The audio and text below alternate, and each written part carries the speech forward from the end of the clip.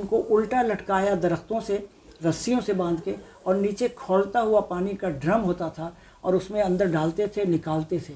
तो वहाँ से 15 लड़कियाँ निकली, वो सब की सब नॉन बंगाली लड़कियाँ थीं और बिल्कुल कंप्लीट बरहना थी। और भैरव बाज़ार में जब इन्होंने मर्दों को, बच्चों को मार दिया था, तो उसके बाद औरतों का नंगा जुलूस निकाला था। इंडिया ने इसको प्रोपेगेट किया कि 30 लाख बंगालियों का कत्लेआम हुआ। लियाकत अली ख़ान ने पब्लिकली उनको गांधी का डॉग तक करार दे दिया। प्राइम मिनिस्टर ऑफ इंडिया को, जवाहरलाल नेहरू को एड्रेस किया था शेख मुजीब ने कि हम मशरक़ी पाकिस्तान को पाकिस्तान से अलहदा करना चाहते हैं, आप हमारी मदद कीजिए। 5,40,000 कैंप में लोग थे और उनसे उन्होंने सर्वे किया था, ऑप्शन लिया था कि आप कहाँ जाना चाहते हैं। तो उन्होंने ऑप्ट किया था कि वो पाकिस्तान जाना चाहते हैं। यहीं से राब्ता आलम इस्लामी और सऊदी अरब नाराज़ हुए। 3 चीज़ों से नफ़रत है बंगालियों को, उन्होंने ज़हनों में घोला हुआ है। एक पाकिस्तान से, एक उर्दू से और एक बिहारी से। उर्दू प्रेस के साथ मैं हूँ वाजिद रज़ा स्वानी। पाकिस्तान की 76 साल तारीख़ में जहाँ सैकड़ों बहुत अच्छे वाक़यात रुनुमा हुए हैं, तारीख़ी लम्हात आए हैं, वहाँ पाकिस्तान की तारीख़ का जो सबसे तकलीफ़ देह वाक़या है जब 1971 में पाकिस्तान टूटा और मशरक़ी पाकिस्तान हमसे अलग हो गया। इस मौजू पर हज़ारों प्रोग्राम हो चुके हैं, टीवी पे और रेडियो पे और यूट्यूब पर, फेसबुक पे, सोशल मीडिया पर। इस हवाले से हम आज ही बात करेंगे और आज इस मौजू पर बात करने के 2 मक़ासद हैं। एक ये कि ईस्ट पाकिस्तान में क्या हुआ उन 24 सालों में जिसकी वजह से पाकिस्तान टूटा, और उसके बाद जो महसूरीन हैं गुज़िश्ता 52 बरसों से, 53 बरसों से बांग्लादेश के कैंपों पे, उन पर क्या गुजर रही है। इस पर हम बात करेंगे वॉइस ऑफ ह्यूमैनिटी इंटरनेशनल के चेयरमैन एहतशाम अरशद निज़ामी साहब से, जो अदीब भी हैं और ख़ासकर इस मौजू पर काफ़ी उनकी ग्रिप है, काफ़ी काम है उनका इस हवाले से। और जब ये वाक़या हुआ तो वो पाकिस्तान में तो थे, लेकिन ढाका में उनकी पैदाइश हुई, उनका क़याम हुआ और काफ़ी उनका किरदार रहा है। इस हवाले से काफ़ी अच्छी ग्रिप रखते हैं और अपने यूट्यूब चैनल पे भी वो इस हवाले से काफ़ी गुफ्तगू करते हैं, इंटरव्यूज़ करते हैं। तो इस कोशिश करेंगे कि हम एक ही नशिस्त में इनसे इस मौजू पर बात करें, लेकिन चूँकि मौजू बड़ा है तो हो सकता है कि 2 नशिस्तों पे हम अपनी इस मौजू को मुकम्मल करें। तो बहुत शुक्रिया एहतशाम साहब, आपने अपना कीमती वक्त हमारे लिए निकाला। तो सबसे पहले आप हमें अपना बैकग्राउंड बताएं कि आप बांग्लादेश में जो ईस्ट पाकिस्तान था उस वक्त कहाँ आपकी पैदाइश हुई और आपके वालिदैन का ताल्लुक़ कहाँ से था? मेरे वालिदैन ने हिजरत की थी इंडिया के सूबा बिहार से और वो ईस्ट पाकिस्तान आए थे और वहीं मेरी भी इब्तदाई तालीम हुई। मैंने स्कूलिंग भी वहाँ से की। इंटरमीडिएट तक मैं ढाके में ही था और इंटरमीडिएट कंप्लीट करने के बाद मैं वेस्ट पाकिस्तान आया था अपनी तालीम के गर्ज से। मेरे पेरेंट्स वहीं रह गए थे और मैं यहाँ पे आया था और यहाँ मैंने कराची यूनिवर्सिटी में दाखिला लिया। यहाँ से मैंने मास्टर्स किया और यकीनन मैं वहाँ ढाका कॉलेज में पढ़ता था इंटरमीडिएट में, जहाँ के शेख मुजीबुर रहमान का बेटा शेख कमाल भी पढ़ता था और मेरी उनसे मुलाकातें भी हुई थी। और शेख कमाल ने ही मुझे एक दफ़ा वहाँ पे कुछ कॉन्फ्लिक्ट हुआ था और एक कम्युनल राइट टाइप की चीज़ हुई थी, उसने मुझे मशवरा दिया था कि तुम अपने भाई के साथ पास कराची चले जाओ ताकि चंद दिनों के लिए कुछ अगर हंगामा यहाँ पे हो तो उससे तुम महफूज रहो। थोड़ा प्री पार्टीशन बात करते हैं कि जो तहरीक थी पाकिस्तान की आज़ादी की, उसमें कहते हैं कि मशरक़ी पाकिस्तान के मुसलमानों का बहुत हाथ था, ख़ासकर जो मुस्लिम लीग थी वहाँ पे बहुत स्ट्रॉन्ग थी। यकीनन ये एक दुरुस्त बात है कि पाकिस्तान बनाने की तहरीक में बंगालियों का एक नुमायाँ मकाम रहा है और वो बहुत ही जोश और जज्बे के साथ उन्होंने वो तहरीक चलाई है। और उसकी मिसाल ये है, सबूत ये है कि हुसैन शहीद सोहरवर्दी को पाकिस्तान बनने से पहले पूरे बंगाल के चीफ मिनिस्टर रहे और उन्होंने मुस्लिम लीग को बंगाल में ऑर्गेनाइज़ करने, उसको फैलाने में बहुत बड़ा किरदार है उनका, पाकिस्तान बनाने की तहरीक में भी। और उनके साथ AK फजलुल हक जो बहुत मारूफ सियासतदान थे बंगाल के, वो भी शामिल रहे और इनकी यकीनन इनकी कोशिशें थीं जिनकी वजह से पाकिस्तान बनने में आसानी पैदा हुई। यकीनन ये बात दुरुस्त है। तकसीम दुरुस्त थी सरहदों की, जो 1000 किलोमीटर कहते हैं दूर था मगरबी पाकिस्तान मशरक़ी पाकिस्तान से, और फिर हमें 70 के बाद जो सूरत हाल हुई वहाँ पे फिर जंग हुई 71 में। تو اس سے بھی آئیڈیا ہوا کہ ہماری فوجوں کو کافی مشکلات رہیں. تو یہ اتنا دوری آپ سمجھتے ہیں درست فیصلہ تھا؟ اب یہ بات ثابت ہو رہی ہے یا سوچی جا رہی ہے کہ شاید یہ غلط فیصلہ تھا کہ مشرقی پاکستان اور مغربی پاکستان اتنے دور رہیں. اور اس کی وجہ آپ نے دیکھ لی کہ جب جنگ ہوئی ہے 1971 کی مشرقی پاکستان میں، تو آپ کو شکست کا ایک سبب یہ بھی ہے اور بہت اہم ہے کہ آپ کی فوجیں وہاں پہ بہت تھوڑی سی تھی، اور جنگ لڑنے کے لیے جب ہندوستان نے باقاعدہ حملہ کر دیا تو آپ کو مزید فوجوں کی کمک چاہیے تھی، مگر وہ نہیں پہنچ سکی، اس لیے کہ بھارت ہی ایک راستہ تھا جس کے ذریعے فضا کے ذریعے ہم پہنچا سکتے تھے وہاں پہ اپنے اسلحے اور اپنے فوجیں. لیکن اس نے چونکہ فضائی حدود بند کر دی تھی تو یہ ممکن نہیں ہوتا تھا کہ سری لنکا سے یا کسی اور ملک سے گزر کر کے وہاں تک آسانی سے پہنچا جا سکے. تو یہ ایک حقیقت ثابت ہوئی کہ ہاں اگر قریب ہوتا وہ ملک تو ہم اس کا دفاع کر سکتے تھے. بہت دور ہونے کی وجہ سے اور بیچ میں بھارت کے ہونے کی وجہ سے ایسا نہیں ہو سکا. مگر اس میں قائد اعظم کی یا پاکستان بنانے والوں کی کوئی غلطی نہیں تھی، اس لیے کہ ان کے سامنے پرابلم یہی تھی کہ جتنی زیادہ سے زیادہ سرزمین آ سکے پاکستان کے اندر، اور بنگال میں ایک بہت بڑی تعداد، بڑی اکثریت مسلمانوں کی تھی، ان کو بھی آزادی میں شامل کرنا ضروری تھا. آزادی کی بات بہت ساری مشکلات کا سامنا کرنا پڑا. کہتے ہیں اس پاکستان کو معاشی طور پر ان کو وفاق میں اتنا حصہ نہیں دیا گیا. شروعات کہاں سے ہوگی؟ آپ سمجھتے ہیں زبان کے مسئلے سے شروعات ہوئی؟ یہ جو ایک خلش تھی بنگالی پولیٹیشینز اور لیڈرز کے دلوں میں، وہ بہت شروع سے پیدا ہو چکی تھی، اور وہ 1947 سے ہی. اس کی وجہ یہ ہے کہ حسین شہید سہروردی اور AK فضل الحق یہ چاہتے تھے کہ ویسٹ اور ایسٹ بنگال دونوں ایک اسٹیٹ بنے، اور وہ پاکستان کے ساتھ اس کا الحاق ہو، اور پاکستان کے ساتھ ایک کنفیڈریشن ٹائپ کی چیز. کنفیڈریشن لفظ انہوں نے یوز نہیں کیا تھا، مگر وہ چاہتے یہی تھے. قائد اعظم کی ایک تقریر تھی ڈھاکہ یونیورسٹی میں، جس میں انہوں نے کہا تھا کہ اردو دونوں جگہوں کی، ایسٹ پاکستان ویسٹ پاکستان کی، پورے پاکستان کی قومی زبان ہوگی. اس پہ کہتے ہیں کافی جھگڑا ہوا، اور طلبہ نے اتنا احتجاج کیا کہ قائد اعظم کو اس ہال سے جانا پڑا. نہیں، میرا خیال ہے کہ یہ ایک پولیٹیکل اسٹنٹ بنا ہے اس پاکستان میں، اور بنایا گیا اس کو. ورنہ آپ یہ دیکھیے کہ دنیا میں جتنے ممالک ہیں اس میں قومی زبان ایک ہی ہوتی ہے. خود بھارت میں پتہ نہیں 17 زبانیں ہیں اور اس سے زیادہ اسٹیٹس ہیں، بلکہ اگر دیکھا جائے تو ہندی جو ہے وہ اکثریت کی زبان نہیں ہے، مگر وہاں پہ کوئی ایشو کبھی نہیں کھڑا ہوا، اور ہندی ہی قومی زبان ٹھہری. حالانکہ کیرلا کے لوگ، گجرات کے لوگ، یہ لوگ ہندی نہیں بولتے، لیکن ایک رابطے کی زبان ہے. اسی بنیاد پہ قائد اعظم نے یہ دیکھا کہ پاکستان میں چاہے ایسٹ بنگال کے لوگ ہوں، چاہے یہاں سندھ، پنجاب، بلوچستان صوبہ سرحد جو آج KP کی ہے، وہاں کے لوگوں کی زبانیں الگ ہیں، مگر وہ اردو سب سمجھتے ہیں اور بول بھی سکتے ہیں کسی حد تک. کیا یہ فیصلہ عوام پہ نہیں چھوڑ دینا چاہیے تھا ایک ریفرینڈم کے ذریعے کہ زبان اگر اردو یا بنگالی دونوں کو قومی زبان؟ بعد میں یہ فیصلہ تو آپ نے پھر تسلیم کر ہی لیا نا. جی، میں نے تو اگر اسی وقت شروعات سے ہی یہ طے کر لیتے، قائد اعظم خود جمہوری طریقے سے پاکستان بنا ووٹنگ کے ذریعے، اگر ووٹنگ کے ذریعے ہی فیصلہ ہو جاتا ہے کہ اردو اور بنگالی کرتے. دیکھیں ایسٹ پاکستان کی آبادی پاکستان سے زیادہ تھی، اور وہاں اگر کہتے ہیں کہ 55% پاکستانی ایسٹ پاکستان میں رہتے تھے، تو 50% تو بنگالی بولتے تھے نا. اگر آدھے سے زیادہ ملک کی آبادی بنگالی بولتی تھی تو ان کو تھوڑا حق دیا جا سکتا تھا. پھر بعد میں پھر وہ گولی چلی، پھر جو آج مادری زبان کا دن منایا جاتا ہے فروری، آپ کو پتہ ہے قریب ہے. اصل میں قائد اعظم نے 1948 میں یہ محسوس کیا تھا کہ یہ جو بھارت ہے وہ ہمارے خلاف ریشہ دوانیاں کر رہا ہے، کارروائیاں کر رہا ہے، اور کسی نہ کسی ایسے ایلیمنٹ کو سامنے لا رہا ہے جو کہ زبان کی بنیاد پر یا کسی اور بنیاد پر اختلافات کے بیج بو دے.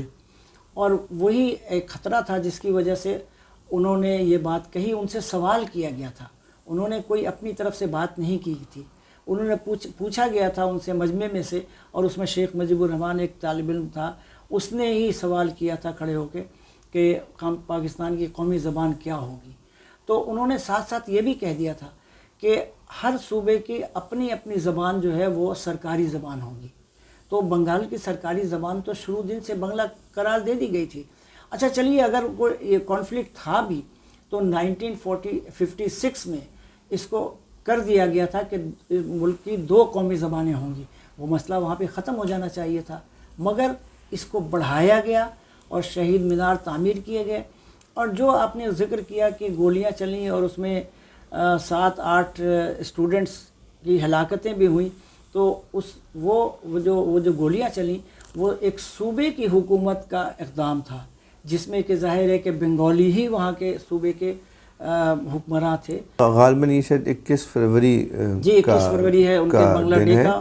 لیکن ان کو بھی شاید وفاق سے ہی آرڈر ہوا ہوگا کہ اس پروٹیسٹ کو روکیں. نہیں، صوبے یہ دیکھیے بالکل صوبائی کارروائی تھی اور صوبے کی پولیس نے کیا تھا، اور صوبے کے وزیر اعلیٰ خواجہ ناظم الدین یا بعد میں نور الامین ہوئے، اور انہوں نے بھی اس بات کو ریپیٹ کیا تھا کہ اردو جو ہے وہ قومی زبان ہوگی. تو زبان کا مسئلہ ہوا جس میں یہ سارا ایشو ہوا. پھر کہتے ہیں کہ ان کو اکنامکلی بڑا دبا کے رکھا گیا تھا اور جو سہولتیں تھیں وہ اتنی میسر نہیں تھیں. کیا یہ بات درست ہے؟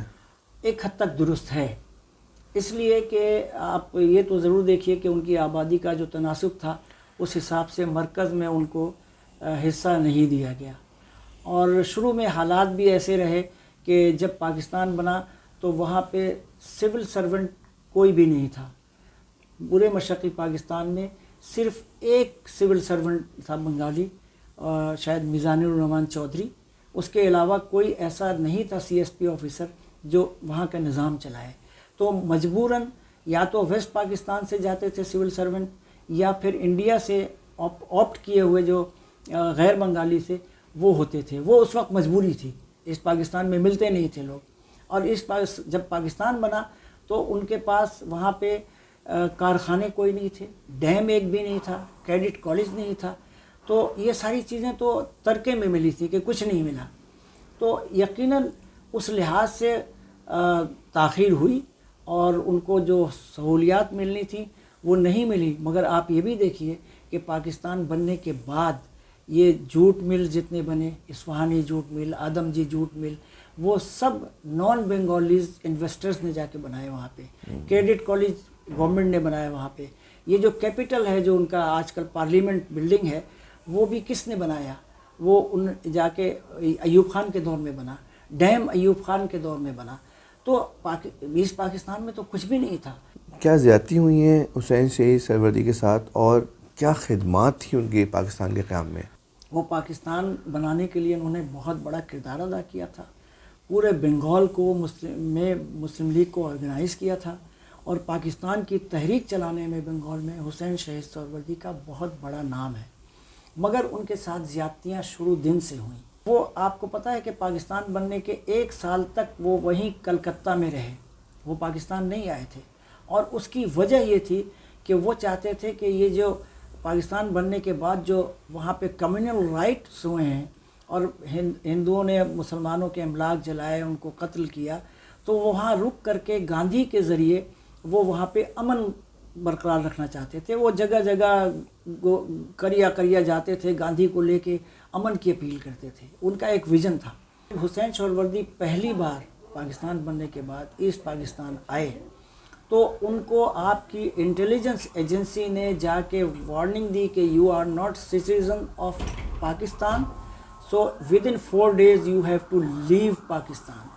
اور ایک ایسے بڑے لیڈر کو، اپنے پاکستان موومنٹ کے بڑے لیڈر کو پاکستان سے نکالا گیا اور ان کو جانا پڑا. پھر یہ جب فائنلی 1948 میں ہی جب قائد اعظم کی وفات ہو چکی تھی اور خواجہ ناظم الدین گورنر جنرل بنے تھے، فائنلی وہ وہاں سے یہاں آئے اور ظاہر ڈھاکہ پہنچے. اور خواجہ ناظم الدین کے بھائی کو ان کو ریسیو کرنا تھا، یہ ایک بات طے ہو گئی تھی. لیکن 4 گھنٹے وہ ڈھاکہ ایئرپورٹ پہ حسین شہید سہروردی بیٹھے رہے اس انتظار میں کہ ان کو کوئی ریسیو کرنے کے لیے آئے اور وہ کہیں جائیں. لیکن کوئی نہیں آیا، اور وہ انہوں نے ٹیکسی لی اور ٹیکسی لے کے ڈھاکہ شہر میں گئے جہاں وہ کسی کو نہیں جانتے تھے. وہاں کسی نے ان کو پہچان لیا، ایک اجنبی آدمی نے، اور وہ ان کو اپنے گھر لے کے گیا. یہ ایک سلوک ایک ایسے لیڈر کے ساتھ ہوا جو کہ بہت افسوسناک اور دکھ کی بات ہے. پھر یہ کہ جب وہ ویسٹ پاکستان گئے، لاہور گئے، وہاں پہ ان کے ساتھ مسلم لیگ نے کوئی اچھا سلوک نہیں کیا، اور ان کو لاہور ہائی کورٹ میں رجسٹریشن کروانا پڑا ایز اے وکیل، اور وہاں انہوں نے اپنی وکالت شروع کی اپنی معاشی ضرورت پوری کرنے کے لیے. اور اسی دوران لیاقت علی خان نے پبلکلی ان کو گاندھی کا ڈاگ تک قرار دے دیا. تو ایک ایسے لیڈر کے ساتھ جو ایک بہت بڑے صوبے کی نمائندگی کر رہا ہو، اور وہ مسلم لیگ کا ایک ہراول دستہ ایک بڑا لیڈر تھا، اس کے ساتھ یہ سلوک ابتدائی میں ہوا، تو ظاہر ہے کہ بنگال کے جو لوگ تھے، ایسٹ بنگال کے یا ایسٹ پاکستان کے لوگ، اسی وقت سے اپنے آپ کو انفیریئر سمجھنے لگے، اور یہ سمجھنے لگے کہ ہمارے ساتھ سلوک اچھا نہیں ہے. کیا قائد اعظم کے بعد تحریک پاکستان میں سہروردی ایک بڑا نام نہیں تھا جو بنگال کا وزیر اعلیٰ بھی رہ چکا تھا بیفور پارٹیشن؟ تو کیا یہ مناسب نہیں تھا کہ ان کو پاکستان کا پہلا وزیر اعظم منتخب کرتے، یا قائد اعظم کی رحلت کے بعد انہیں گورنر جنرل بناتے ایسٹ پاکستان سے اگر کسی کو لڑنا تھا؟ تو یہ ناظم الدین کو کیوں بنایا اور سہروردی صاحب کو کیوں نہیں بنایا؟ دیکھیے، اصل میں یہ تو ظاہر ہے کہ اس وقت مسلم لیگ کے جو لیڈرز تھے اور جو ان کی جو آرگنائزیشن تھی، ان کا فیصلہ تھا، اور اس میں کوئی ایسی بات نہیں ہے. چونکہ سہروردی شروع کے دنوں میں 1 سال تک باہر رہے پاکستان سے، تو خواجہ ناظم الدین کا اور نور الامین کا ان کا عمل دخل زیادہ رہا، ان کا کردار زیادہ رہا، اس لحاظ سے ان کو بنا دیا گیا.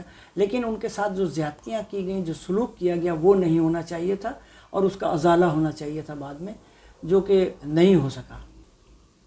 شیخ مجیب جی، ظاہر بنگلہ دیش کی آزادی کے ہیرو اور ان کے بنگا باندھو رہے، ان کا کیا کردار تھا تحریک پاکستان میں؟ پہلے آپ یہ بتائیں. دوسرا پھر ظاہر ہے جب فاطمہ جناح نے صدارتی انتخاب لڑا تو وہ ان کے کوآرڈینیٹر تھے، کہتے تھے پولیٹیکل کوآرڈینیٹر. ان کے کردار پہ پھر وہ کس طرح سے پاکستان توڑنے میں ان کا کردار رہا، اس پہ ذرا روشنی ڈالیں. دیکھیے، جس طرح میں نے آپ کو بتایا کہ ایک ٹیمپو کریٹ ہو گیا تھا 1948 کے بعد سے ہی کہ زیادتیاں ہو رہی ہیں، اس کا احساس ٹاپ موسٹ لیڈرشپ کے اندر زیادہ ہو گیا تھا.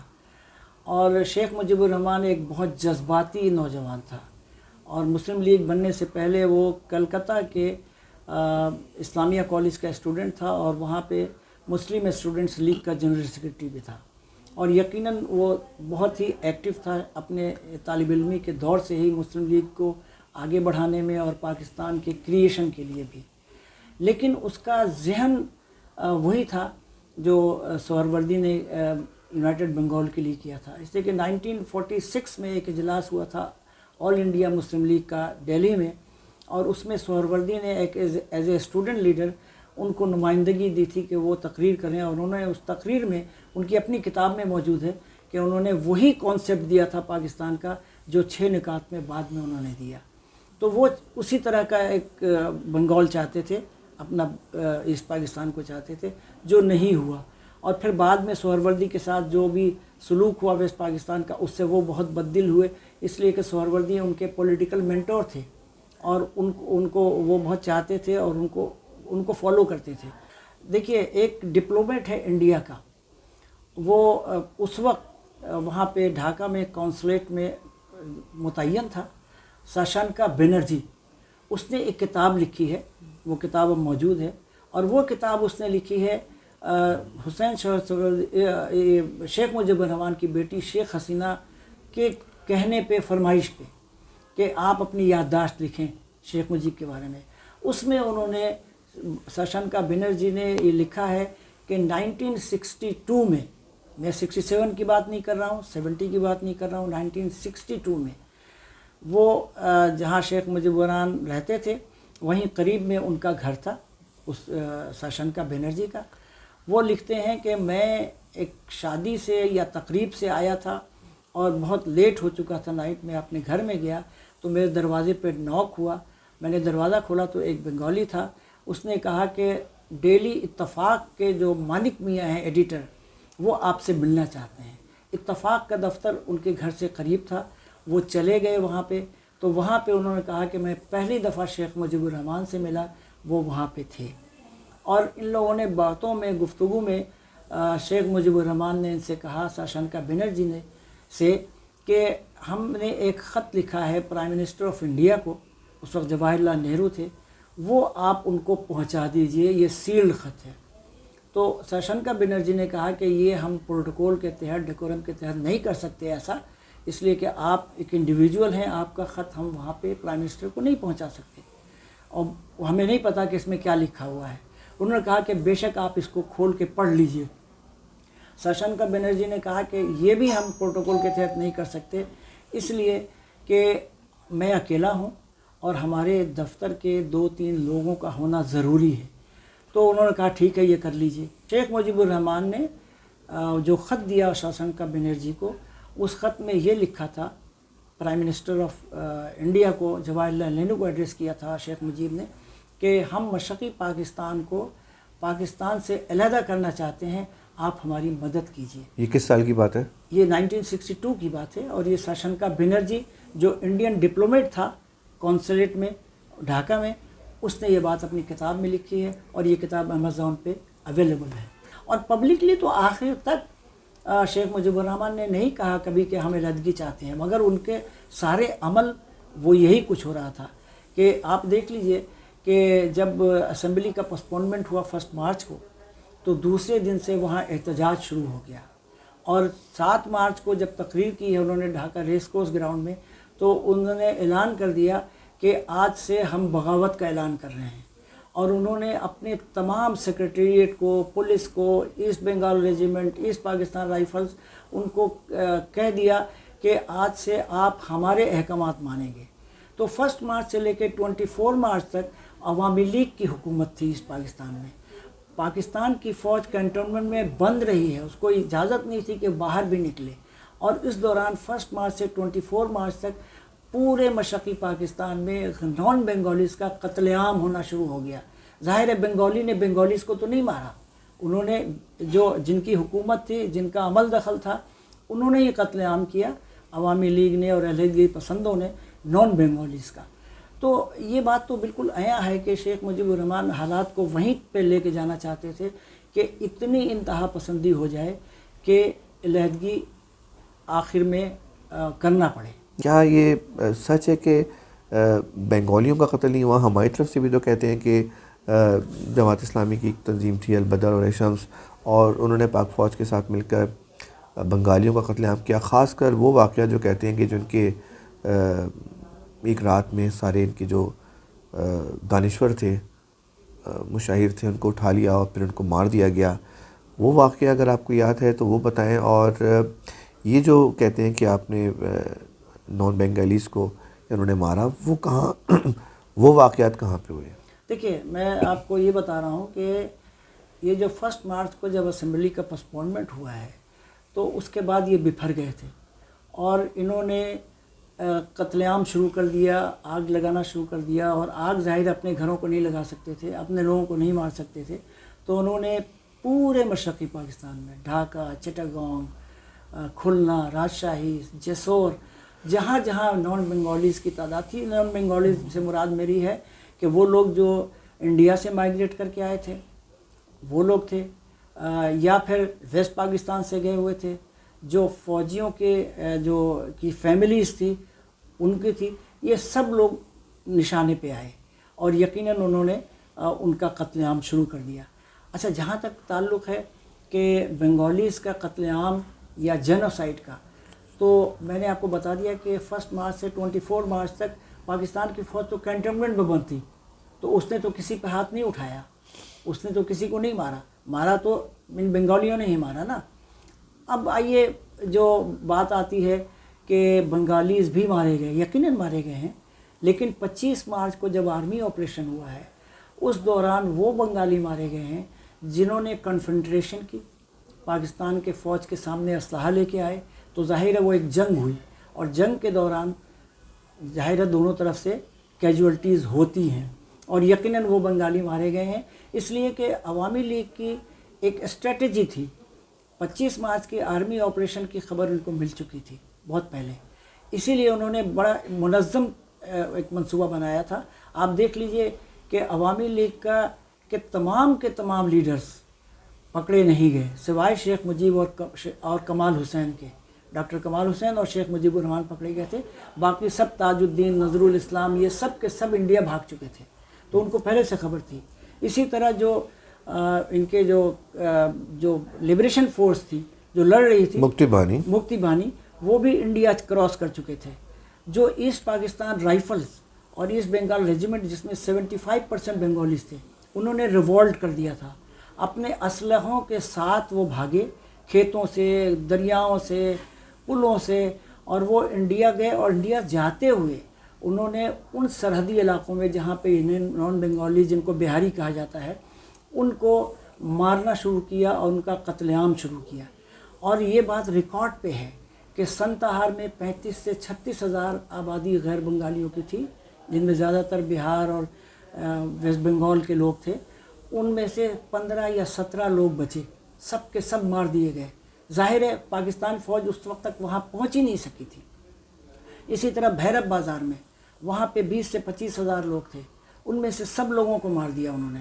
دیناج پور میں کنچن ندی ہے، اس میں لوگوں کو جا کے کھڑا کر کے کنارے ان کو گولیوں سے بھون دیا گیا تھا. اور شرمیلا بوس، جو کہ ہندو بنگالی عورت ہے، انڈین ہے، اس نے جا کے تحقیق کی، جا کے ریسرچ کیا بنگلہ دیش بننے کے بعد، اور بنگالیوں سے بھی انٹرویوز کیے، مکتی بہانی کے لیڈر سے بھی انٹرویو کیے. اس نے بتایا کہ ہاں یہ وہاں پہ اتنے لوگوں کو مارا تھا کہ کنچن ندی کا پانی سرخ ہو گیا تھا. اور اب جہاں تک بات آتی ہے بنگالی انٹلیکچوئلس کو، تو بنگالی انٹلیکچوئلس جو پکڑے گئے تھے ڈھاکہ یونیورسٹی سے، اس میں زیادہ تر ہندو تھے. اور وہ ہندو پروفیسر تھے جو وہاں پہ یہ عوامی لیگ کے اور اسٹوڈنٹس لیگ کے لڑکوں کو اسلحوں کی ٹریننگ دیا کرتے تھے، ان کے اجلاس منعقد کرتے تھے. اس میں سے جو لوگ پکڑے گئے ان کو یقیناً پاکستانی فوج نے یقیناً مارا ہوگا، لیکن یہ کوئی ایسا پلان نہیں تھا کہ انٹلیکچوئلس کو اٹھا کر مار دیا جائے. بلکہ اس کے مقابلے میں چٹاگانگ میں جنرل ضیاء الرحمان، جو بعد میں پریزیڈنٹ بنے بنگلہ دیش کے، انہوں نے وہاں پہ جو انٹلیکچوئل تھے ویسٹ بنگال کے، ویسٹ پاکستان کے، اور جو بہاری انٹلیکچوئل تھے، ان کو جمع کیا، پکڑا اور ان کو جنگل میں لے گئے. ان کو الٹا لٹکایا درختوں سے، رسیوں سے باندھ کے، اور نیچے کھولتا ہوا پانی کا ڈرم ہوتا تھا اور اس میں اندر ڈالتے تھے، نکالتے تھے. اس طرح انٹلیکچوئلس کو، جو نان بنگالی انٹلیکچوئلس تھے، ان کو مارا. اگر بنگالی انٹلیکچوئلس کو پاکستانی فوج نے مارا، وہاں پہ اس کی کوئی مثال نہیں ملتی ہے. اور ایم اے حالی کی کتاب ہے ٹورمنٹڈ ٹروتھ، اس میں انہوں نے لکھا ہے کہ یہ کوئی منظم منصوبہ پاکستان کی فوج کا نہیں تھا. ہاں، جو لوگوں نے بغاوت کی تھی، جو ہندو پروفیسر تھے، جو ان کو ٹرین کر رہے تھے، ان کو یقیناً پکڑا گیا تھا، ان کو انویسٹیگیشن کے لیے لے جایا گیا تھا، اور پھر ان کو اگر گلٹی ہوئے ہوں گے تو ان کو مارا بھی ہوگا. نہیں تو کیا مارنے کا فیصلہ درست تھا؟ ان کو گرفتار کر کے جیل بھی ڈال سکتے تھے. دیکھیے اس وقت تو جنگ کی حالت تھی نا، اور جنگ میں فریقین جب پکڑے جاتے ہیں تو اس میں کوئی جسٹیفیکیشن یا انجسٹیفیکیشن نہیں ہوتا. اس میں ظاہر ہے کہ لوگ جنگی قیدی بھی بنتے ہیں اور مارے بھی جاتے ہیں. ڈھاکہ یونیورسٹی کی آپ نے ذکر کیا، وہ یہ کہتے ہیں کہ جو ڈھاکہ یونیورسٹی کی طالبات تھیں ان کے ساتھ بہت زیادتی کی، بلکہ یہاں تک بھی جملے میں نے پڑھے کہ ان کو سینوں سے پکڑ کے کھینچتے بھی لے گئے، کپڑے اتارے. یہ سب یہ کیا؟ یہ سب مت ہے، ایک جھوٹ ہے. بلکہ آپ کتابوں میں پڑھیے، اور اب تو لوگ شواہد دے رہے ہیں، گواہیاں دے رہے ہیں، اور وہ آ رہی ہیں منظر عام پہ، کہ جب پاکستانی فوج نے ڈھاکہ یونیورسٹی پہ جا کے کلیئر کیا ہے تو وہاں سے 15 لڑکیاں نکلیں.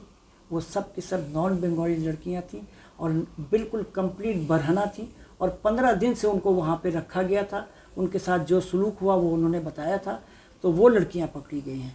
اور بھیرب بازار میں جب انہوں نے مردوں کو، بچوں کو مار دیا تھا، تو اس کے بعد عورتوں کا ننگا جلوس نکالا تھا. اور یہ کتاب کس نے؟ یہ مکتی بہانی اور بنگالیوں نے، جو ایسٹ پاکستان رائفلز اور ایسٹ بنگال ریجیمنٹ کے لوگ بھاگ رہے تھے انڈیا، اس دوران انہوں نے کیا تھا. اور یہ کتاب بات ڈاکٹر صفدر محمود کی کتاب پاکستان کیوں ٹوٹا میں 110 صفحے پہ لکھا ہوا ہے. اور انہوں نے یہ کتاب بعد میں نہیں لکھی ہے، 1970 کی دہائی میں لکھی ہے، یعنی فال کے تھوڑے ہی دنوں بعد. اور اس میں انہوں نے تفصیل لکھی ہے بحیرہ بازار کا کہ کس طرح عورتوں کا ننگا جلوس نکالا گیا بہاریوں کا، اور ان کے ساتھ کیا سلوک کیا گیا، بہیمانہ سلوک، کہ اس کی تاریخ میں مثال نہیں ملتی ہے۔ تو یہ سارا جو ہے نا یہ ایک متھ ہے، اور یہ انڈیا کا نیریٹو ہے کہ وہاں پہ جینوسائیڈ کیا گیا ہے ہندوؤں کا اور بنگالیوں کا۔ بنگلہ دیش بننے کے بعد شیخ مجیب الرحمن نے ایک کمیشن قائم کیا، فیکٹ اینڈ فائنڈنگ کمیشن۔ اس میں انہوں نے اعلان کیا کہ جو لوگ آ کے رجسٹرڈ کرائیں کہ ان کے لوگوں کو مار دیا گیا یا ان کے عورتوں کے ساتھ ریپ ہوا ہے، تو ان کو 2000 ٹاکا اس وقت دیا جائے گا کہ وہ آ کے رجسٹرڈ کرائیں اپنے آپ کو۔ اور آپ کو معلوم ہے کہ جب کمیشن کی رپورٹ بنی اور اس کے بعد شیخ مجیب الرحمن کو پیش کیا گیا تو بہت بمشکل تمام 24-25 ہزار لوگوں نے اپنے آپ کو رجسٹر کرایا، اور شیخ مجیب الرحمن بہت غصہ ہوئے، انہوں نے فائل اٹھا کے پھینک دی کہ میں نے تو 3 ملین بتایا ہے، 30 لاکھ لوگوں کا قتل ہوا ہے اور 2 لاکھ لوگوں کا، یہ کون سی رپورٹ ہے، اس کو لے جاؤ میرے سامنے سے۔ اس کے بعد وہ فائل بند ہو گئی اور کمیشن کا رپورٹ آج تک شائع نہیں ہوا۔ اگر یہ سرکاری کلیم ہے تو کہیں پہ کوئی ریکارڈ تو بنگلہ دیش میں ہونا چاہیے۔ یہ میں نے بنگلہ دیش میں وہاں بنگلہ دیشی جرنلسٹ سے پریس کلب میں بیٹھ کے بات کی، اور میں نے ان سے کہا کہ آپ مجھے بتائیے کہ آپ کے پاس کوئی ایویڈنس تو ہونا چاہیے کہ 30 لاکھ لوگوں کو مارا گیا۔ کوئی ایویڈنس نہیں ہے ان کے پاس۔ 30 لاکھ کا فگر کہاں سے آیا؟ اور آپ کے خیال میں کتنے لوگ مارے گئے بقول آپ کے کہ جی وہ پاک فوج سے بھی مقابلہ کرتے ہوئے مارے گئے، یا ابھی ہم آگے چل کے البدر الشمس کی بات کریں گے، تو ٹوٹل کتنی ڈیتھ ہوئی ہیں؟ دیکھیے جو 30 لاکھ کی فگر کہاں سے آئی، جب شیخ مجیب الرحمن لندن سے چلے ڈھاکہ آنے کے لیے براستہ بمبئی 71 کے بعد، جی فال کے بعد یقیناً، جب ویسٹ پاکستان کی قید سے چھوٹ کے وہ لندن گئے اور لندن سے پھر وہ براستہ دہلی وہ بنگلہ دیش گئے، تو ان کے ساتھ سفر میں فورن جرنلسٹ تھے، اور انہوں نے ان سے پوچھا کہ اس دوران کتنے بنگالی مارے گئے ہوں گے، تو ان کو بتانا تھا 3 لاکھ، مگر ان کی زبان سے 3 ملین نکلا، اور شیخ کمال نے ان کا ہاتھ دبایا، ڈاکٹر کمال حسین نے، کہ اور کان میں کہا کہ 3 لاکھ آپ نے 30 لاکھ کیوں کہہ دیا؟ تو انہوں نے کہا کہ اب جانے دو، اور اس کے بعد وہ بیانیہ ہوا۔ ان کے اس بیان کو انڈیا نے پک کیا، اور انڈیا نے اس کو پروپیگیٹ کیا کہ 30 لاکھ بنگالیوں کا قتل عام ہوا۔ جہاں تک البدر الشمس کی بات ہے، دیکھیے یہ بھی 25 مارچ کے بعد ہوا، یہ ایسا نہیں ہوا کہ 25 مارچ سے پہلے ہوا جس سے بنگالی بھی پھر گئے۔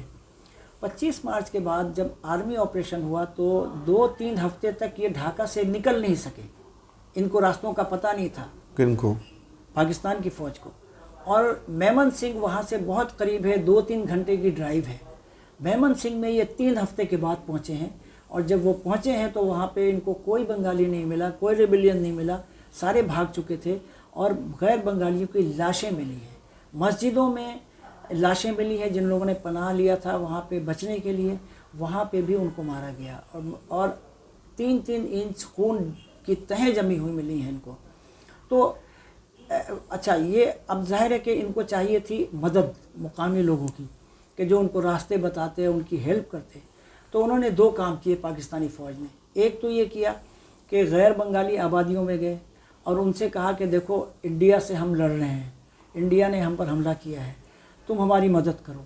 تو وہاں سے 12 سال کے 15 سال کے لڑکوں کو، جن کی داڑھی مونچھیں نہیں تھی، 1 ہفتے 10 دن کی ٹریننگ دی اور ان کو انڈیا کے سرحد پہ بھیج دیا، اور وہ جا کے وہاں پہ انڈین فوج سے اور بھٹی بانی سے لڑنے لگے۔ تو یہ جو یہ EPCF بنا، ایسٹ پاکستان رائفل، بغاوت کر کے بنگالی چلے گئے تھے، تو اس کو انہوں نے نان بنگالیز کو شامل کیا اور اس کو EPCAF بنایا، ایسٹ پاکستان سول آرم فورس، اور ان لوگوں کو سرحد پہ بھیج دیا، اس سے کہ وہ بارڈر فورس تھی، تو وہاں پہ وہ جا کے لڑنے لگے۔ اب جو مقامی لوگ تھے بنگالیز، جماعت اسلامی، مسلم لیگ، PDP، نظام اسلام پارٹی مولوی فرید احمد کی، ان کے جو اسٹوڈنٹس تھے، ان کے جو ینگسٹرز تھے، ان پر مشتمل البدر اور الشمس بنائی گئی۔ وہ ان کی مقامی طور پہ مدد کرتے تھے، راستے بتانے میں، لے جانے میں۔ ان کو ٹرین کس نے کیا تھا؟ پاکستان کی فوج نے۔ ٹھیک ہے۔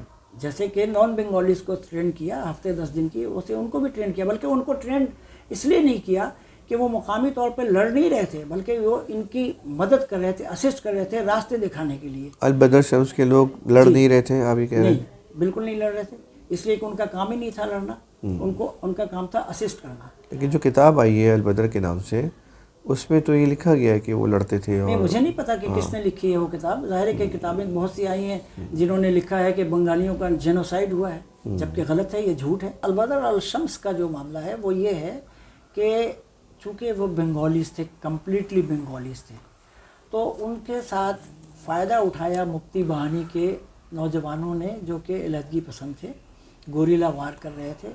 وہ دن کے وقت اپنے آپ کو پروٹیکٹ کرنے کے لیے البدر اور الشمس میں گھس جاتے تھے اور وہ ان کے ساتھ مل جاتے تھے، اور ایسا لگتا تھا کہ یہ البدر الشمس کے لوگ ہیں۔ رات میں وہ جب گوریلا وار کرتے تھے اور مارنے، فوج کو مارنا، فوج کے تنصیبات پہ حملہ کرنا اور عام لوگوں کو مارنا، نان بنگالیز کو مارنا، وہ کرتے تھے۔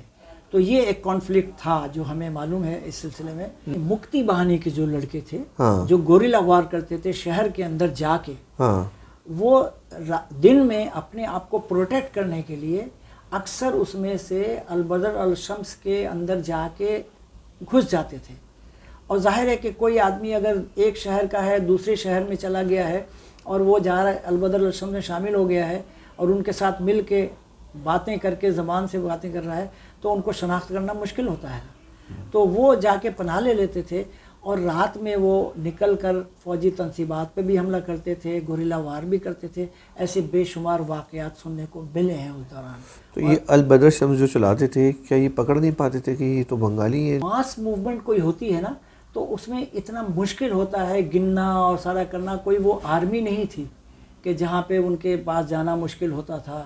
ظاہر ہے کہ وہ اوپنلی اپنی ایکٹیویٹی کرتے تھے، تو وہاں کوئی بھی اپنی بنگالی دوست کے ساتھ آ جاتا تھا اور ان کے آپس میں رشتہ داریاں بھی ہوتی ہیں، دوستیاں بھی ہوتی ہیں، تو مل جاتے تھے۔ ان کو پتہ نہیں ہوتا تھا کہ البدر الشمس والوں کو کہ یہ بندہ مکتی بہانی میں ہے یا وہ ہمارے خلاف لڑ رہا ہے، وہ تو ہمارا بنگالی دوست ہے یا کوئی رشتہ دار ہے، تو وہ آ کے پناہ بھی لے لیتے تھے۔ یہ ایک کہانی ہے جو میں آپ کو اسٹوری جو بتا رہا ہوں، جو کہ ایسا ہوا تھا، اس زمانے میں ہوتا تھا۔ گزشتہ 5-6 سالوں میں جماعت اسلامی کے لیڈروں کو اتنی پھانسیاں دی گئیں جی، بنگلہ دیش میں حسینہ واجد کی دور حکومت میں، تو یہ وہ لوگ تھے جنہوں نے 71 میں پاک فوج کی طرف سے حصہ لیا البدر شمس میں؟ وہ بھی تھے، اور بہت سے بنگالیز جو کہ رائٹس ذہن کے تھے وہ پاکستان کے ساتھ ہی رہنا چاہتے تھے، اور وہ پاکستانی تھے اور وہ علیحدگی پسندی کو تسلیم نہیں کرتے تھے۔ تو یقیناً وہ ایکٹیو بھی تھے، کسی نہ کسی سیاسی پارٹی میں تھے، مسلم لیگ میں تھے، نظام اسلام پارٹی میں تھے، PDP میں تھے، جماعت اسلامی میں تھے، اور جب بنگلہ دیش بن گیا تو انہوں نے وہاں کی سیاست میں حصہ لیا، وہ منسٹر بنے، انہوں نے اپنے علاقوں کے اور اپنے شہروں کے کام کیے۔ تو اور پھر یہ کہ جب ٹریپارٹائٹ ایگریمنٹ ہوا، جس کا میں ذکر آگے چل کے کروں گا 1973 میں، اس میں شیخ مجیب الرحمان نے یہ کہہ دیا تھا کہ اب ہم کسی پہ کوئی مقدمہ نہیں چلائیں گے، آپ جنگی قیدی کو لے جائیں، بنگالیوں کو واپس کریں اور غیر بنگالیوں کو لے جائیں، اور آپ جا کے جنگی قیدیوں کا مقدمہ چلائیں اپنے جو ہے۔ تو اس نے تو وہاں پہ ختم کر دیا تھا اس معاملے کو، لیکن ان کی بیٹی شیخ حسینہ نے یہ انڈیا کے کہنے پہ ان جماعت اسلامی کے اور مسلم لیگ کے ان لیڈروں کو جو اس وقت ینگ تھے ان کو پھانسیاں پہ لٹکانا شروع کیا، تاکہ جو رائٹسٹ ہوں اور اسلام پسند لوگ ہوں ان کا خاتمہ بنگلہ دیش سے کر دیا جائے۔ انڈیا کے یہ حق میں یہ بات تھی، لہٰذا اس نے یہ سب کچھ کروایا۔ تو یہ پاکستان توڑنے میں ایک بات کلیئر کر دیں، چونکہ آپ اس حوالے سے کافی کام کیا آپ نے، کیا اس میں کوئی فوج کا کردار تھا؟ پاکستان کی اشرفیہ چاہتی تھی، یعنی یہاں پہ جو وڈیرا شاہی ہے وہ چاہتی تھی؟ کیونکہ اگر بنگال والوں کے ہاتھ میں اقتدار آ جاتا ایسٹ پاکستان کے، تو یہاں والوں کے جو 25 سال میں مزے لگے تھے وہ سب مزے ختم ہو جاتے ہیں، جو جاگیرداری تھی اور باقی تھی۔ تو کیا اشرافیہ نہیں چاہتی تھی کہ پاکستان ایسٹ پاکستان اور ویسٹ پاکستان ساتھ رہے، یا اس میں کوئی فوج کا کردار تھا؟ تو کس کو آپ مورد الزام ٹھہرائیں گے؟ تو اس میں ذمہ دار سارے تھے، فوج بھی تھی، یقیناً فوج کا مطلب میں جنرلز کی بات کر رہا ہوں اس وقت، اس میں پولیٹیشینز بھی تھے، جس میں میں بھٹو صاحب کو، شیخ مجیب الرحمان کو، مولانا بھاشانی کو، سب کو اس میں شامل سمجھتا ہوں۔ ساتھ ساتھ جتنے یہاں کے ویسٹ پاکستان کی دوسری پولیٹیکل پارٹیز تھیں، یعنی مسلم لیگ، जमात इस्लामी, जमीयत उलमा इस्लाम, नेशनल अवामी पार्टी, ये सब उसमें शामिल थे उस जुर्म में। उसकी वजह ये है कि देखिए, सिर्फ फ़ौज को मुर्द इल्ज़ाम ठहराया जाए, ये यकीनन यह इंतहाई गलत बात है, इसलिए कि पॉलिटिशियंस आखिर वक्त तक नेगोशिएशन कर रहे थे। क्या शेख मुजीबुर रहमान के मुज़ाकरात भुट्टो से नहीं चल रहे थे? क्या जो वेस्ट पाकिस्तान के तमाम पॉलिटिशियंस हैं, तमाम सियासी पार्टियों के जो लीडर्स हैं, वो इस पाकिस्तान ढाका में मौजूद नहीं थे? वो भी मौजूद थे। क्या वेस्ट पाकिस्तान में आके उन्होंने कभी इसके ख़िलाफ़ कोई तहरीक चलाई उस दौरान कि बंगालियों को क्यों नहीं इक़्तिदार दिया जा रहा है? नहीं चलाई किसी ने। हालांकि वो मुस्लिम लीग तो चला सकती थी, जमात इस्लामी तो रैली निकाल सकती थी, बयानात दे सकते थे, प्रेस कॉन्फ्रेंसेस कर सकते थे, लेकिन वो वहाँ क्यों थे? वो शेख मुजीबुर रहमान को राज़ी करना चाह रहे थे कि भुट्टो को छोड़ो, हमारे साथ मिलकर हुकूमत बनाओ। यानी वहाँ भी इक़्तिदार की जंग में शामिल हो गए थे वो। तो इनका किसी का किरदार मस्बत नहीं है। और अगर भुट्टो और शेख मुजीबुर रहमान किसी मुआहदे पर आ जाते तो ये मुल्क अलग नहीं हो सकता था, चाहे वो फ़ौज चाहे या ना चाहे। लेकिन मुजीबुर रहमान और भुट्टो दोनों की ख्वाहिश ये थी कि वो अपने अपने इलाके के वज़ीर आज़म बन जाएँ, हुकूमतें अलग हो जाएँ। वरना शेख मुजीबुर रहमान जनरल यहिया से एक दिन मुज़ाकरात करते थे, दूसरे दिन हड़ताल की और तशद्दुद की कॉल देते थे। इसका क्या मतलब है कि आप मुज़ाकरात पे राज़ी नहीं हैं? तो ये मैं समझता हूँ कि इसमें तमाम के तमाम लोगों को मुर्द इल्ज़ाम ठहराऊँगा। और यकीनन इसमें जो रोल प्ले हुआ है वो इंडिया का सबसे बड़ा रोल है, इसलिए कि शेख मुजीबुर रहमान को उसी ने तैयार किया। मैंने आपको हवाला दिया है कि किस तरह से उनसे कहा गया था कि वो उनका साथ दें अलहदगी पसंद में बंगालियों का, और उन्होंने किरदार अदा किया।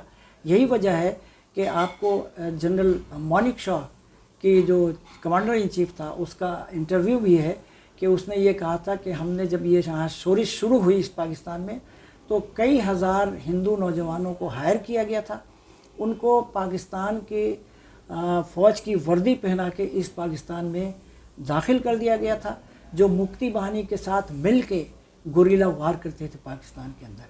तो इंडिया का अमल दखल शुरू हो गया था और वो चाहते थे कि पाकिस्तान को तोड़ दिया जाए। तो एक किरदार यकीनन इंडिया का भी था बहुत बड़ा। जनाब साहब, आपका ज़्यादातर वक्त महसूरीन के लिए काम किया आपने, महसूरीन पाकिस्तानियों के लिए और जो वहाँ पे कैंपों में हैं, तो ज़रा उस बारे में हमें बताएं। ज़ाहिर आपसे काफ़ी बात तो हुई है, तो महसूरीन की क्या सूरत हाल है वहाँ पे, कितने कैंपों में रह रहे हैं और ये कैंपों में कैसे आए, पहले तो आप ये बताइए। जी वाजिद साहब, असल में देखिए, मैंने आपको बताया कि मैसेकर उनका हुआ 1971 में। 1 मार्च से 25 मार्च तक जो लोग मारे गए हैं, जो किताबों में है, और उसमें इंटरनेशनल ऑथर्स ने भी लिखा है अपनी किताबों में कि 3 लाख के करीब जो उनको फिगर मिला है कि वो अप्रैल तक कत्ल हुआ है उनका, 1 मार्च से लेके अप्रैल के मिडिल तक, उसमें 3 लाख के शवाहिद मिलते हैं। मगर उन्होंने ये भी साथ लिखा है कि जो आई विटनेसेस हैं वो कहते हैं कि 5 लाख लोग मारे गए। और यकीन उसमें सदाकत इसलिए भी है कि मारते थे तो लाशें तो मिल जाती थी, वो काउंट किया जाता था, उसी काउंट के मुताबिक उन्होंने 3 लाख की फ़िगर बताई है मुख्तलिफ ऑथर्स ने। लेकिन बहुत सी लाशें ऐसी हैं जो मिली नहीं, जिनको दरिया बुर्द कर दिया गया मार मार के। यानी क्रिसेंट जूट मिल्स खुलना में, चिटागोंग में ऐसे ही हुआ कि नदी था पीछे और मार मार के लाशें उन्होंने नदी में फेंक दी। कौन मार रहे थे? मुक्ति बाहिनी बंगाली। किसको मार रहे थे? नॉन बंगालीज, बिहारीज को। यही तो हुआ है। और फिर ये कि इज्तिमाई कब्रें भी उन्होंने बनाई हैं, मार के उनको दफन कर दिया। और बाद में जब बांग्लादेश आज़ाद हुआ तो फॉरेन जर्नलिस्ट को उन्होंने उन कब्रों को खोल के दिखाया कि ये वो लोग हैं जो बंगालीज़ हैं और पाकिस्तान फ़ौज ने मारा है। तो वही कब्रें निकाल के बताएगा ना जिसने कब्रें बनाई थी, वरना किसी को क्या पता कि यहाँ पे कब्रें हैं। तो ये तो हुआ वो। अच्छा, अब जो लोग बच गए वो उनको जहाँ जहाँ वो रहते थे उनको उन्होंने उनके घरों से बेदखल किया बंगालियों ने, और जो मुक्ति बाहिनी थे या जो भी उनके लिबरेशन फोर्स थी उनको बेदखल कर दिया और जहाँ जहाँ रहते थे उनको बाहर मैदानों में डाल दिया। इंटरनेशनल रेड क्रॉस कमेटी ने वही 1972 में उन्होंने उन जहाँ जहाँ पे उनको रखा गया था मैदानों में, वहाँ पे उन्होंने झुग्गियाँ बना दी और उसमें वो रहने लगे और आज तक वो उन्हीं कैंपों में रह रहे हैं। तकरीबन उस वक्त 66 कैंप्स थे पूरे बांग्लादेश में, जहाँ जहाँ रहते थे, यानी चिटागोंग, ढाका, खुलना, रंगपुर, जैसोर, कुमिल्ला, ये सब लोग वहाँ पे, बोगरा, राजशाही, और वहाँ पे अभी भी कैंप बड़े हुए हैं 52 बरस के बाद भी, और उनकी कंडीशन वर्स्ट से वर्स्ट हो रही है। इसलिए कि एक कैंप में जैसे कि मैंने बताया कि 300-350 लोग रहते हैं और वो 7 बाई 8 फीट की झुग्गियों में, झुग्गियाँ भी कहना उनको मुनासिब नहीं है, इसलिए कि वो टूटे फूटे होते हैं, उनके वो प्लास्टिक की छत होती है, वो बांस की पट्टी की दीवारें होती हैं, तो वो टूटते फूटते रहते हैं, और बारिशें होती हैं, वो पानी उसमें जाता है, सैलाब आता है तो पूरे कैंप में पानी फैल जाता है, वो जो टॉयलेट इस्तेमाल करते हैं उसमें पानी भर जाता है, गलाजत पूरे उनके सहन में होती है। ये कंडीशन उनकी आज तक है। और वो तकरीबन 1978 में, अच्छा हाँ, 5,40,000 लोग कैंप में थे जब international committee of red cross ने एक सर्वे किया था 1972 में ही, तो उनकी फिगर है 5,40,000 कैंप में लोग थे। और उनसे उन्होंने सर्वे किया था, ऑप्शन लिया था कि आप कहाँ जाना चाहते हैं, तो उन्होंने ऑप्ट किया था कि वो पाकिस्तान जाना चाहते हैं। ऑफ कोर्स ज़ाहिर है इतना कुछ होने के बाद वो और कहाँ ऑप्ट करते, तो वो उनका था। 1978 में, चूँकि 1973 में एक एग्रीमेंट हुआ था पाकिस्तान, हिंदुस्तान और बांग्लादेश का दिल्ली में, और उसमें ये तय पाया था कि जंगी कैदी जितने भारत की कैद में हैं वो पाकिस्तान चले जाएंगे, जो बंगालीज़ वहाँ से वेस्ट पाकिस्तान में थे वो यहाँ से चले जाएंगे बांग्लादेश। और ये बांग्लादेश और इंडिया का मुतालबा था कि जो बिहारी हैं यानी पाकिस्तानी हैं उनको आप ले लें। पाकिस्तान ने उस वक्त रिफ्यूज़ किया कि हम नहीं लेंगे, इसलिए कि वो इंडिया से ईस्ट पाकिस्तान गए थे, नाउ इट इज़ बांग्लादेश, तो वो बांग्लादेशी सिटीज़न है। तो ये देखिए, वहाँ से आप बदनीयती देखिए पाकिस्तान की, कि उन लोगों को यूज़ किया गया। तो किसका फैसला था ये पाकिस्तान गवर्नमेंट का फैसला था, भुट्टो गवर्नमेंट का? जी, उस वक्त बिल्कुल भुट्टो साहब की हुकूमत थी और अजीज़ अहमद साहब उस डेलीगेशन को लीड कर रहे थे एग्रीमेंट में, और उन्होंने कहा था कि हम उनको नहीं लेंगे। मगर इंडिया और बांग्लादेश का मुतालबा बढ़ा, 2 दिन डेडलॉक रहा, उसके बाद भुट्टो ने इंटरवीन किया और एक मुआहदा तय पाया कि a substantial number of non-Bengalis will be accepted by Pakistan and that will be on the basis of 4 categories। उन्होंने 4 categories बनाई, पाकिस्तान ने बनाई कि 4 categories में जो लोग आएंगे उनको हम लेंगे। सबसे पहले सेंट्रल गवर्नमेंट एम्प्लॉयज़, उसमें आप ऑब्वियसली ज़्यादातर लोग वेस्ट पाकिस्तान के थे। सेंट्रल गवर्नमेंट में वहाँ के भी उर्दू स्पीकिंग थे लेकिन कम थे, तो ज़्यादातर वो आए। दूसरा उनका था waste Pakistani domiciled, of course वो नहीं आते थे, वो तो वेस्ट पाकिस्तान में जो लोग रहते थे वो डोमिसाइल्ड थे, वो वहाँ थे। थर्ड कैटेगरी थी डिवाइडेड फैमिलीज़, उसमें भी इन्होंने रुकावटें डाली, यानी डिवाइडेड फैमिलीज़ का डेफिनेशन उन्होंने वेस्टर्न डेफिनेशन रखा, यानी मियाँ अगर वहाँ है और बीवी यहाँ है तो वो डिवाइडेड फैमिलीज़ है। मैं यहाँ था, मेरे भाई यहाँ थे, मैं यूनिवर्सिटी में पढ़ता था, भाई जॉब करते थे, पेरेंट्स वहाँ फंसे हुए थे, हमारा डिवाइडेड फैमिली में नहीं आता था। तो इस तरह से उसमें भी कट किया। तो उस मुआहदे के तहत तकरीबन 1,73,000 लोगों को लाया गया, लेकिन अगर आप देखें इस कैटेगरीज़ को तो उसमें भी वो लोग ज़्यादा नहीं थे जो वहाँ कैंपों में पड़े हुए थे, बल्कि यहाँ के लोग ज़्यादा थे। लेकिन बहरहाल हम तस्लीम कर लेते हैं कि 1,73,000 को लाया गया, इसलिए कि बहुत से लोग जान बचा बचा के इंडिया के रास्ते भी नेपाल गए थे, नेपाल से यहाँ आए। कुछ लोगों ने इंडिया से वेस्ट पाकिस्तान का बॉर्डर क्रॉस किया और वो आ गए। तो आप कह सकते हैं कि उस दौरान 2 लाख, 2.25 लाख लोग वहाँ से किसी न किसी तरह रिपेट्रिएट होके यहाँ आए। उसके बाद 1988 में एक मुआहदा हुआ राब्ता आलम इस्लामी और पाकिस्तान गवर्नमेंट के दरमियान। उसमें ये तय पाया कि जितने लोग कैंप में पड़े हुए हैं उनको उठा के ला के पंजाब में आबाद किया जाएगा, और उसके लिए एक राब्ता ट्रस्ट बनी। राब्ता ट्रस्ट में पाकिस्तान गवर्नमेंट ने 25 करोड़ रुपए दिए उस फंड में 78 में 88 में। और उसके बाद राब्ता आलम इस्लामी ने 5 से 10 करोड़ रुपए उन्होंने भी दिया। और फिर लॉर्ड एनल्स थे इंग्लैंड में, जिन्होंने तहरीक चलाई थी उनको लाने के लिए, उन्होंने तकरीबन $50,000 उस फंड में जमा किए। 3-4 साल पहले तक की जो मेरी इत्तला है उसके मुताबिक पाकिस्तान के हबीब बैंक में 2 से सवा 2 अरब रुपए मौजूद है इस मद में लाने के लिए। लेकिन हुआ क्या, जब 9/11 हुआ तो सदर बुश को ये खबर मिली कि ये जो राब्ता ट्रस्ट का फ़ंड है ये मिस यूज़ हुआ है अफ़गानिस्तान में। अच्छा। उन्होंने प्रेसिडेंट मुशर्रफ को फ़ोन किया कि ये राब्ता ट्रस्ट क्या है, इसका पैसा मिस यूज़ हुआ है। मुशर्रफ साहब बहुत घबराए, उन्होंने कैबिनेट डिवीज़न के सेक्रेटरी को बुलाया कि ये क्या है राब्ता ट्रस्ट। उन्होंने कहा कि सर ओहदे के लिहाज से आप प्रेसिडेंट हैं, आप चेयरमैन हैं उसके ट्रस्ट के, और सऊदी अरब के जो प्रिंस हैं वो वाइस चेयरमैन हैं, और जो राब्ता आलम इस्लामी के चेयरमैन हैं वो इसके सेक्रेटरी हैं। उन्होंने कहा सबसे पहले तो इस फंड को फ्रीज़ करो, और दूसरे मुझे उस ट्रस्ट से निकालो, और आज से तुम उसके चेयरमैन हो। अब आप देखिए, यानी इस कैबिनेट डिवीज़न के सेक्रेटरी, अब आप देखिए कि जिस ट्रस्ट का वाइस चेयरमैन सऊदी प्रिंस है उसका उन्होंने सेक्रेटरी कैबिनेट डिवीज़न को चेयरमैन बना दिया। यहीं से राब्ता आलम इस्लामी और सऊदी अरब नाराज़ हुए कि ये क्या है, ये तो बहुत बेइज्जती है हमारी। अच्छा, उस राब्ता ने और पाकिस्तान ने मिलकर एक सर्वे किया, उसके मुताबिक 2,38,000 लोग वहाँ पे पाए गए। किस साल की बात है? ये 1988 की बात है। उसके बाद 1992 में बांग्लादेश की प्राइम मिनिस्टर खालिदा ज़िया दौरे पे आई पाकिस्तान।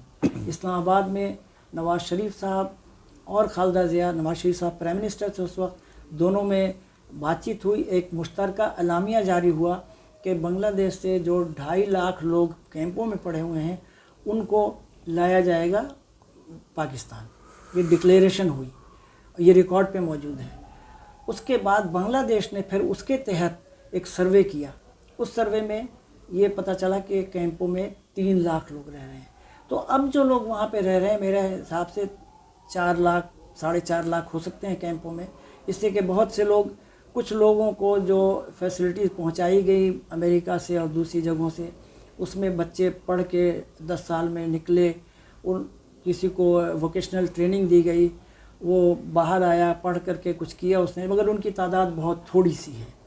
तो मगर उनकी कंडीशन आज भी वही है कि वो इस हालात में रह रहे हैं। उनके अपने घर वहाँ मौजूद हैं, मगर उस पर कब्ज़ा हो चुका है, उसको गवर्नमेंट ने अलॉट कर दिया है उन लोगों को जो वेस्ट पाकिस्तान से मुंतकिल होकर गए थे या उनके लिबरेशन फोर्स के लोग थे, उनको उन्होंने अलॉट कर दिया है और वो अब घर उनको नहीं मिल सकते। ये भी एक यहाँ पे बहाना बनाया जाता है कि अब उनकी ज़बानें बदल गई हैं, वो यहाँ आके क्या करेंगे, कैसे बात करेंगे। सवाल ये है कि 30 लाख जो अफ़गानी आए हैं उनकी ज़बान उर्दू थी क्या आज भी वो उर्दू बोल सकते हैं? वो तो वही अफ़गानी ज़बान बोलते हैं, वो तो समझते भी नहीं हमारी बातें बाज़ लोग तो वो यहाँ पे रह सकते हैं मेहमान के तौर पर, बरसों से रह रहे हैं। और ये जो बंगालीज़ हैं, यहाँ पे कहा जाता है 20 लाख बंगालीज़, 20 लाख नहीं होंगे, 10-15 लाख भी होंगे।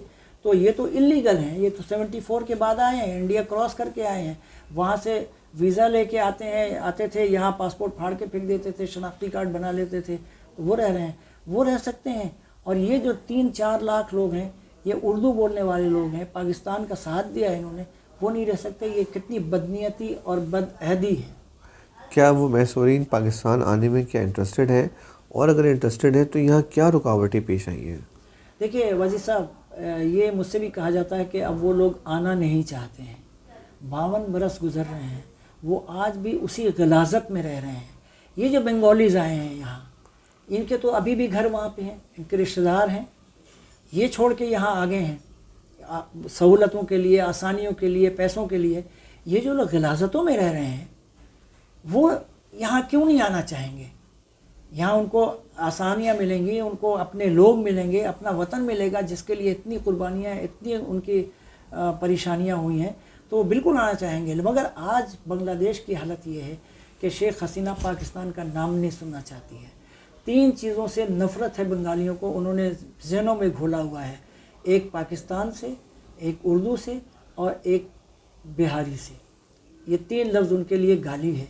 हर 25 मार्च, हर 16 दिसंबर को वहाँ पे मीडिया पाकिस्तान फ़ौज और उनके कोलैबोरेटर्स यानी बिहारियों का जिक्र करते हैं कि ये लोग हमारे कातिल हैं। उनके सिलेबस में मौजूद है। बच्चा स्कूल में पढ़ता है, कॉलेज में जाता है, यूनिवर्सिटी में जाता है, वहाँ भी उनको यही पढ़ाया जाता है कि पाकिस्तान फ़ौज ने हमारी नस्लें ख़त्म की हैं और उनका साथ दिया था इन बिहारियों ने। तो नफ़रत इतनी है तो कौन नहीं आना चाहेगा यहाँ पे, कैसे नहीं आना चाहेगा। लेकिन हमारा विल नहीं है, इसलिए हमारे पास वे नहीं है। जबकि पाकिस्तान ने मुआहदे किए हुए हैं और इंटरनेशनल ट्रीटी साइन किया हुआ है, उनके लिए पैसे मौजूद हैं, मगर वो जो पैसा मौजूद है बैंक में वो यूएनओ के कोर्ट के डिसीजन पर डिपेंड करता है। मगर पाकिस्तान इसमें सिंसियर नहीं, सीरियस नहीं कभी रहा और पाकिस्तान ने कभी उस कोर्ट को अप्रोच नहीं किया। राब्ता आलम इस्लामी ने अप्रोच किया था, केस लड़ा भी, मगर पाकिस्तान ने चूँकि कोई दिलचस्पी नहीं ली, लिहाजा उसने रोक दिया अब इसको।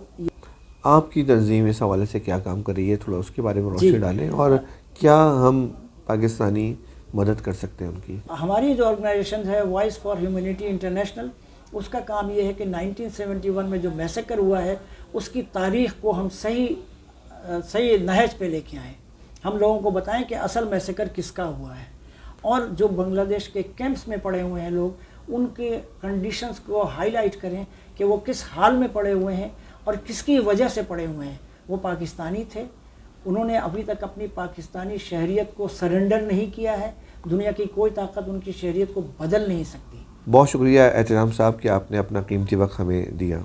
बहुत शुक्रिया आपका कि आपने इस इंसानी मसले पे गुफ्तगू की। अगर आपको ये प्रोग्राम पसंद आया तो ज़रूर लाइक करें, शेयर करें, और अगर आपने हमारा चैनल सब्सक्राइब नहीं किया है तो अभी सब्सक्राइब करें ताकि इस मौजू पर आपको मज़ीद गुफ्तगू देखने को मिले। अपना ख्याल रखिएगा। अल्लाह हाफ़िज़।